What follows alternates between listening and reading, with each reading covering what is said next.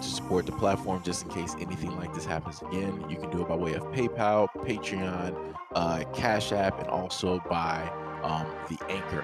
And you can also further support the platform by way of going to the Teespring store or the shoe store that is located in the comment section below.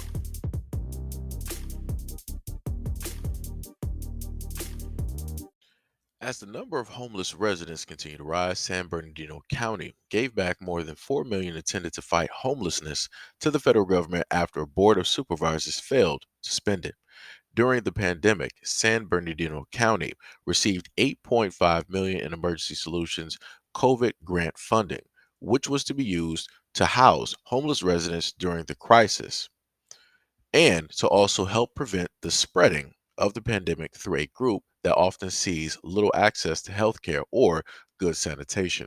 The money flowed from the United States Department of Housing and Urban Development to counties.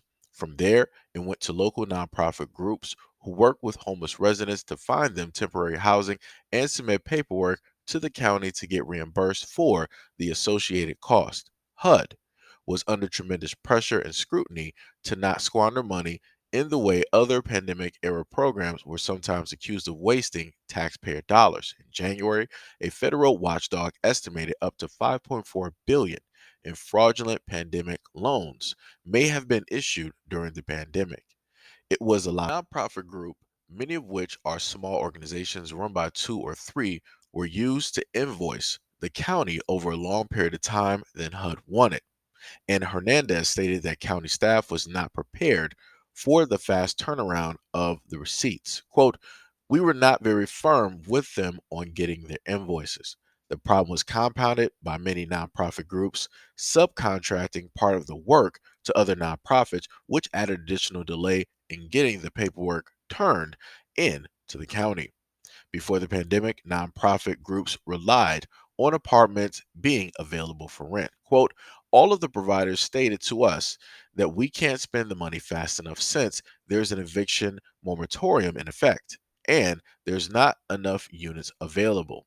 So nonprofits had trouble getting the county's homeless residents into housing, and the county had trouble getting the invoices back in time to meet HUD's tight deadlines.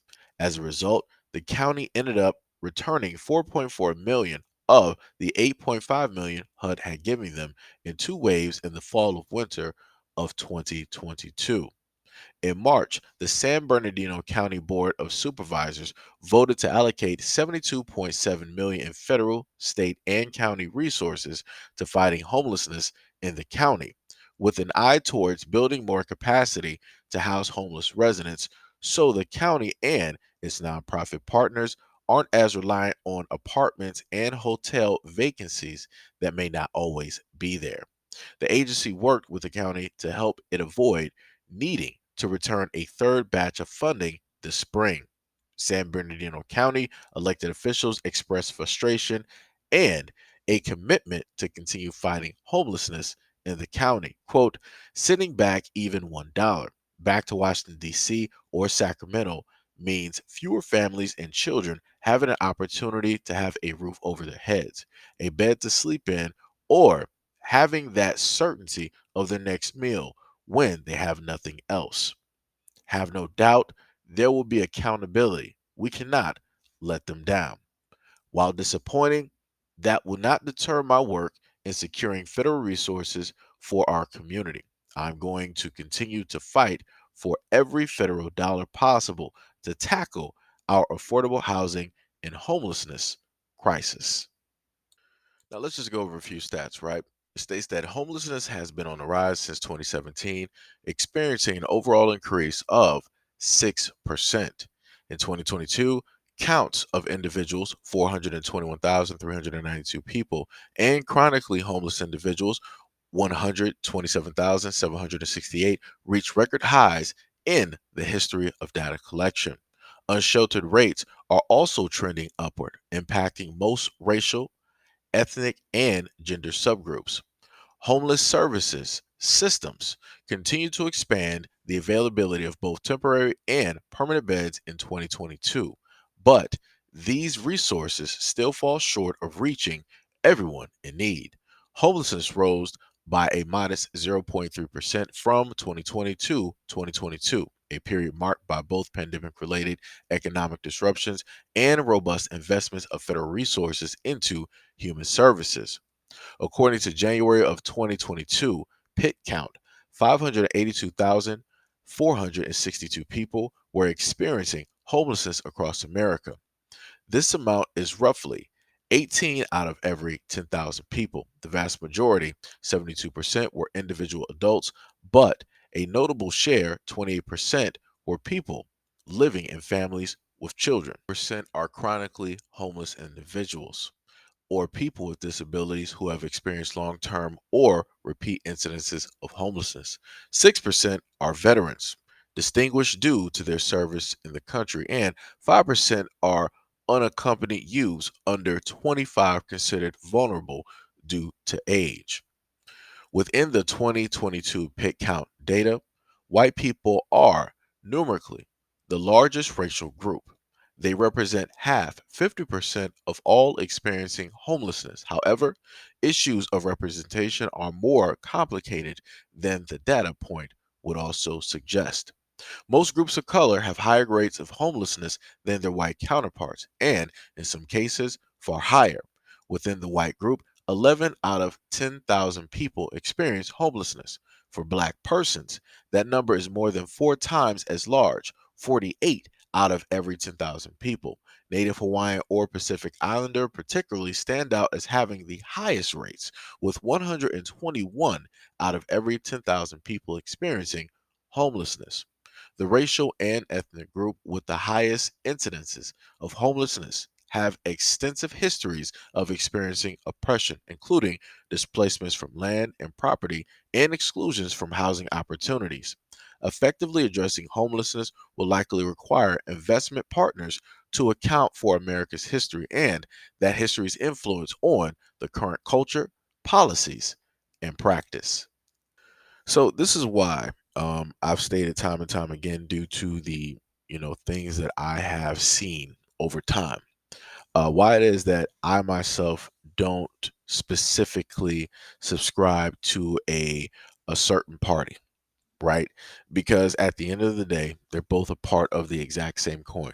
If at any moment in time the government of the United States of America wanted to really get rid of famine, they really wanted to get rid of homelessness, they wanted to get rid of a lot of diseases, and they wanted to really fix the problems with the water system, they could easily do that, but they don't want to do it. Too many times we have seen the rich, too many times we have seen people that we voted for, too many times we have people that are representing us in, our city, our state, whatever it is. We have people representing us, right? And supposedly representing our problems, but yet they aren't fixing any of those problems. And this is when I've stated before that it comes down to people deciding that, if this is a real issue, then people need to get together in order to circumvent, in order to fix this problem. Now, there are a multitude of ways to fix a water issue, right? There are water machines directly out there where you can, put that in there for a town or for at least a neighborhood or whatnot or whatever, so that people wouldn't have to actually use the water that is coming directly into their homes. They can use a whole nother source that is independent from the government. But again, I'm just going to point this out. The moment in time that enough people across different states and cities decided to use water machines in order to get the water that they need to, do their homes and everything like that, the state and the local government will have problems.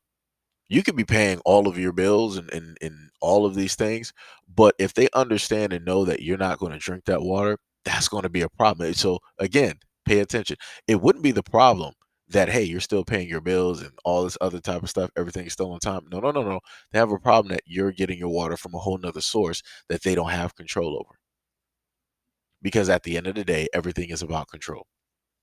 The United States government has stated time and time again that, yeah, we don't want people to be dependent on us. We want people to be independent of the government. We don't want to have to keep shelling out money and giving people money and all this other type of stuff.